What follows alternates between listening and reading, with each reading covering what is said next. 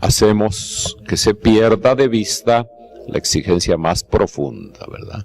La educación, y esto es lo más, me parece, esencial, en 4 o 5 renglones se define: la educación humaniza, personaliza al ser humano, cuando logra que éste desarrolle plenamente su pensamiento y su libertad, haciéndolo fructificar en hábitos de comprensión, en iniciativas de comunión con la totalidad del orden real, con las demás personas, con toda la creación, como San Francisco, ¿verdad? Vivir en comunión con el cosmos. Es el patrono de los ecologistas, los auténticos ecologistas, bueno, que descubren la maravilla de la creación y alaban a Dios y respetan, no por otras ideologías, sino realmente porque con sencillez y humildad, pues saben gozar de la vida en esta actitud de delicadeza, de admiración, de alabanza, de respeto. Hábitos de comprensión, iniciativas de comunión con la totalidad del orden real, desde luego con la humanidad, con las razas, con los pueblos, con toda clase de personas. De esta manera, el ser humano humaniza su mundo, produce cultura, transforma la sociedad, construye la historia. En unos pocos renglones, me parece que los obispos que estuvieron en Aparecida nos dan algo muy denso que vale la pena seguir reflexionando acerca de lo que es la auténtica educación. Bien, como empezamos tarde, pues a lo mejor vale la pena terminar antes, ¿verdad? Es un principio pedagógico. Cuando decía el Papa Juan Pablo, una vez que llegó tarde a una sesión del sínodo, llegó 10 minutos tarde. Bueno, hoy empezamos tarde, vamos a salir 10 minutos antes. Los alumnos le reclaman al maestro cuando llega tarde, ¿verdad? Hay que salir antes. Bueno, ¿cuánto tiempo queda? 10 minutos. Bueno, algunos breves puntos finales, ¿verdad? Bueno, antes quizá. Los obispos de México, movidos, sacudidos, podríamos decir, por esta preocupación de que la emergencia educativa es delicada, es particular en nuestra patria, ¿verdad? He platicado con algunas personas recientemente, antier, con un joven ex seminarista de aquí que está haciendo un doctorado en Alemania, y me decía, ¿cómo es posible que México, siendo un país de tradición católica, un país cristiano, de raíz cristiana, esté viviendo esta situación de violencia, de criminalidad, de injusticia, ¿verdad? Pues ya desde hace años, ¿verdad? Desde hace años quienes han estado con un espíritu crítico analizando la realidad, se hacen esta pregunta, ¿verdad? Don Luis Calderón Vega, el papá del presidente de la República, hizo su tesis en Lovaina, pues hace 60 o 70 años, con el título El 97 punto no sé qué de los mexicanos, así se llama la tesis, ¿verdad? Son los que se dicen católicos, los que se dicen cristianos. ¿Hasta dónde hay compromiso social? ¿Hasta dónde hay coherencia ética? No basta estar apuntados en el registro de bautismo de una iglesia para decir que merecemos el nombre de cristianos, ¿verdad? Simultáneamente con don Luis Calderón Vega, estudió en Lovaina un jesuita chileno, que ahora es santo, San Alberto Hurtado, que fundó una universidad que lleva su nombre en Chile. Aquí han conocido algunos de sus escritos, ¿verdad? Su tesis es con una pregunta: ¿Chile, un país católico? en el mismo sentido. Yo creo que los asesoró a ambos el mismo director de tesis, van en la misma línea sus reflexiones críticas sobre la calidad de, diríamos, la fe vivida por el pueblo. Bueno, no podemos ser pesimistas, sabemos que el pueblo sencillo muchas veces tiene una fe muy auténtica y hay mucha gente que sigue dándonos ejemplo, ¿verdad? Pero sí preocupa. Entonces los obispos de México, movidos por esta orientación de Aparecida, en nuestra última asamblea de noviembre, nos metimos de lleno al tema: ¿qué hacer ante la emergencia educativa? Y pues previamente se hizo una serie de consultas a expertos en educación, a gente también no necesariamente del mundo académico, pero que tiene que ver con la educación, porque la educación no es solo formal, ¿verdad? La educación se da en la familia, la educación se da en la escuela, perdón, en la iglesia. La educación, pues queramos o no, está condicionada o afectada por los medios de comunicación, que pueden ayudar mucho, pero que pueden perjudicar mucho también, ¿verdad?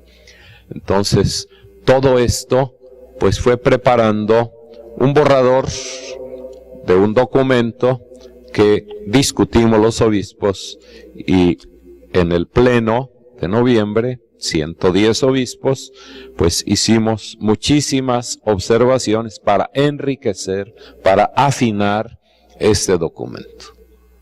Me tocó la suerte, bueno, de que me eligieran a mí para incorporar al documento las aportaciones del episcopado, y estamos trabajando con la ayuda de otros 3 obispos. Esperamos en un par de meses o 3 meses poder presentar de nuevo a la asamblea pues el documento ya más afinado, más enriquecido. Educar para una nueva sociedad. Y reflexionábamos mucho cómo no puede haber verdadera evangelización si no hay educación. Ya se los decía, si el evangelio no llega a penetrar en el modo de pensar, en el modo de actuar, si no se transforma en cultura, pues no es verdadera esa evangelización, ¿verdad? De manera que, pues, pídanle a Dios que me ayude y nos ilumine a los obispos para seguir adelante este trabajo, que no quiere simplemente producir un documento más, sino que a partir de una visión histórica de la educación en México, en donde la Iglesia, mal que bien, ha cumplido un papel. Ustedes son Iglesia, ustedes están trabajando en una educación con sentido cristiano, con las deficiencias, con las limitaciones que nos ha impuesto tristemente pues la condición de nuestro país tan contradictorio, ¿verdad? En las leyes y en las tendencias de nuestros legisladores y gobernantes.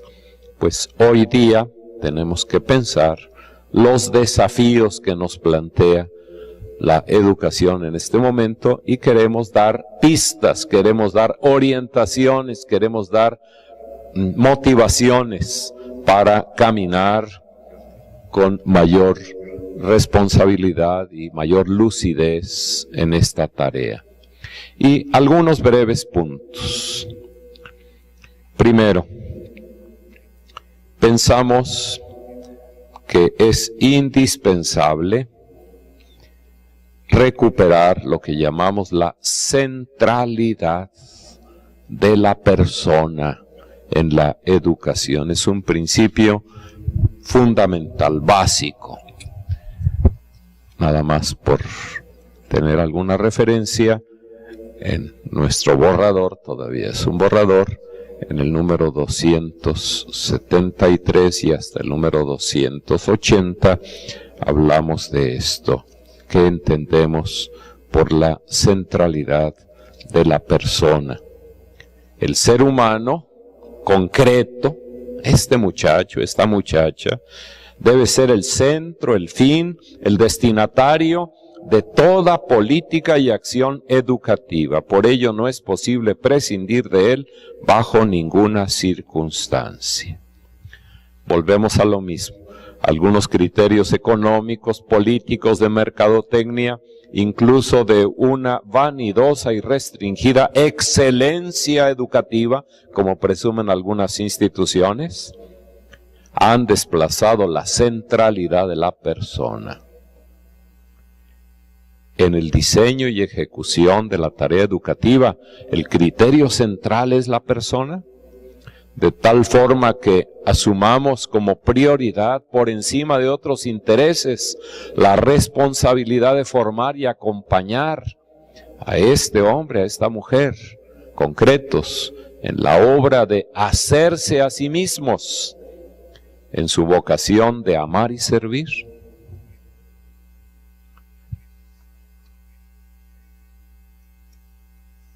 Hay una cosa delicada, pero bueno, pues sabemos cómo. Muchas veces, especialmente los intereses de los sindicatos, pues han dejado al margen todo interés por las personas, ¿verdad? Pero bueno.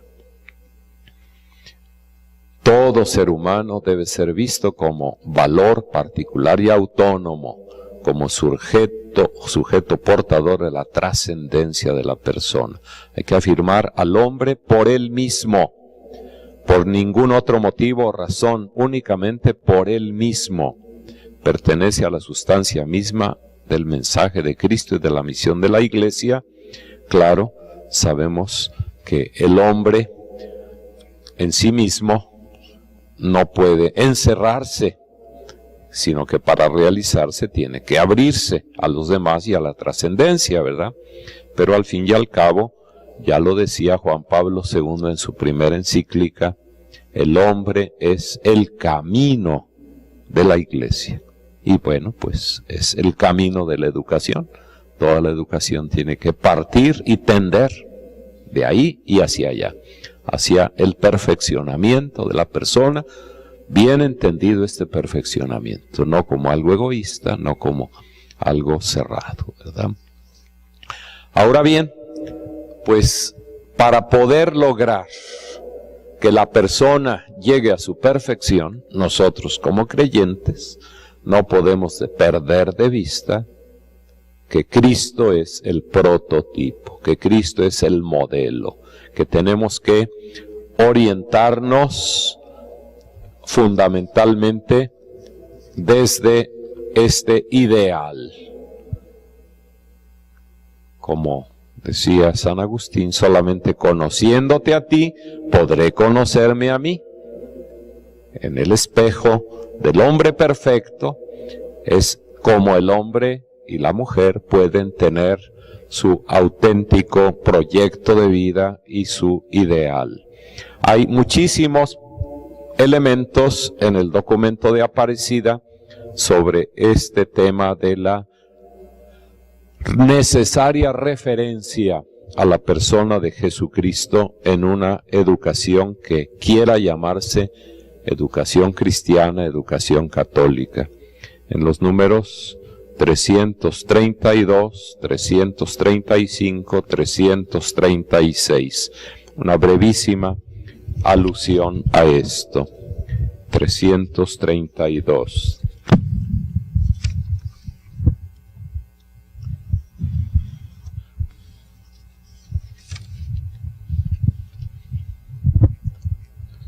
Cuando hablamos de una educación cristiana, entendemos que el maestro educa hacia un proyecto de ser humano en el que habite Jesucristo con el poder transformador de su vida nueva. Hay muchos aspectos en los que se educa y de los que consta el proyecto educativo. Hay muchos valores, pero estos valores nunca están solos. Siempre forman una constelación ordenada, explícita, o implícitamente, si la ordenación tiene como fundamento y término a Cristo, entonces esta educación está recapitulando todo en Cristo y es una verdadera educación cristiana. Si no, podrá hablarse mucho de Cristo, podrá estudiarse la teología, la Biblia, pero se corre el riesgo de no ser una educación cristiana. Teorías, conocimientos, erudición, pero no centrar todo, orientarlo todo bajo este fundamento y término. Para que se pueda anunciar el Evangelio, debe iluminar, infundir aliento y esperanza, inspirar soluciones adecuadas a los problemas de la existencia. El número 336 insiste, ¿verdad?, cómo la meta que la escuela católica se propone respecto de niños y jóvenes es conducir al encuentro con Jesucristo vivo, hermano y amigo, maestro y pastor, misericordioso, esperanza, camino, verdad y vida, y así colaborando en la construcción de la personalidad de los alumnos, teniendo a Cristo como referencia en el plano de la mentalidad y de la vida. Esto tendrá que hacerse progresivamente explícito, interiorizado, para ayudar a ver la historia como Cristo la ve, a juzgar la vida como Él lo hace, a elegir y amar como Él, a cultivar la esperanza como Él nos enseña, a vivir en Él la comunión con el Padre y el Espíritu. Así es como la persona se construye en unidad existencial, asume sus responsabilidades y busca el sentido último de la vida. Las actitudes humanas llevan a abrirse sinceramente a la verdad, respetar y amar a las personas, expresar su propia libertad